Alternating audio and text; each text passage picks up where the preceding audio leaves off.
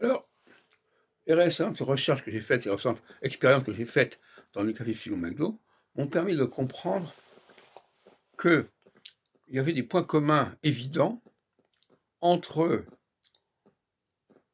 le syndrome du colonisé et le syndrome de l'immigré, au niveau linguistique. Pourtant, ce sont des situations presque inverses. Le syndrome de l'immigré, il va vers un endroit qui n'est pas le sien. Et le syndrome de colonisé, il reçoit une puissance dans son propre territoire qui n'est pas la sienne, en quelque sorte. Mais les dégâts sont les mêmes, à savoir une langue complètement bâtarde, complètement hybride, avec des connexions qui ne tiennent pas debout. Alors, moi, comme je disais, j'ai écrit ça à plusieurs reprises, mais je reviens là-dessus. D'ailleurs, je vais me référer à nouveau à ma grand-mère, qui a laissé à sa mort ce manuscrit. L'orthographe d'usage rendu facile. Donc, on va étudier ça de plus près. Et donc, un manuscrit d'ailleurs, qui malheureusement n'a pas été publié par ma mère, comme elle aurait dû le faire. Et donc, comme une honte quelque part.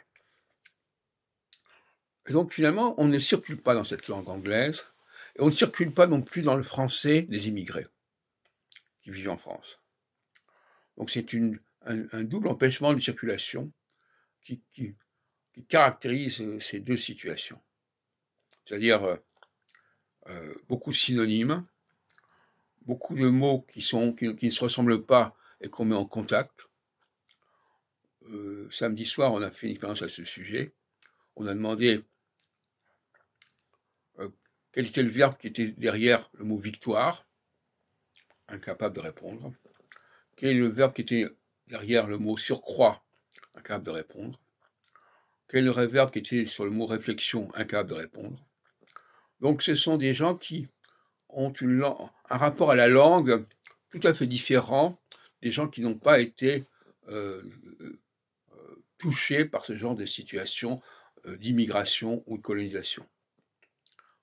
Ce sont des situations qui vont complètement casser la langue, qui vont la corrompre, et il faut chercher les deux choses.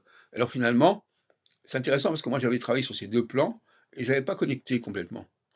J'avais montré largement à quel point la langue anglaise était corrompue. J'ai montré également à quel point la langue française des immigrés en France est corrompue, mais je n'avais pas fait complètement le rapprochement.